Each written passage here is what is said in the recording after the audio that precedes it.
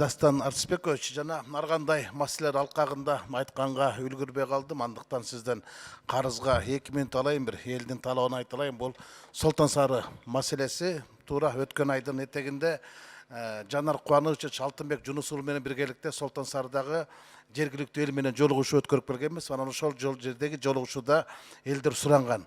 Ошол өкмөт тарабынан комиссия түзүлүптүр. Ошол депутаттар силер дагы кирсеңиздер, ошол биздин талабыбызды чындыкты талашып берсеңиздер деп мен муну эп көргөн болчумун.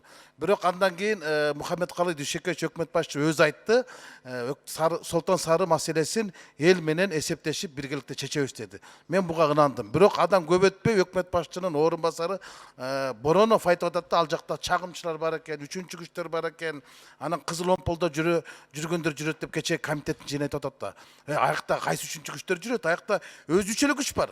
Бийлик бар, эл бар, анан инвестор бар. Эгер чагымчылар бар болсо, ал өкмөттүн өзүндө чагымчылар бар. Үчүнчү күч болсо, ал өкмөттүн өзүнүн ичинде. Кимдерди айтып атат? Кызыл омполдо кимдер чыккан? Патриоттор чыккан. Алар ошол кызыл омполдо жаптырды, однозначно жакшылык кылды. Өкмөт ошого макул болгондо. Анан бүгүн ошол кызыл омполдо жүргөндөрдүн бардыгы Солтон Сарыда чагым жүрөт деген бул чагымчылык. Мындай сөздөрдөн этият болуш керек. Экинчиден, Солтон Сары да кырдаал боюнча өкмөттүн күнөө өзүндө.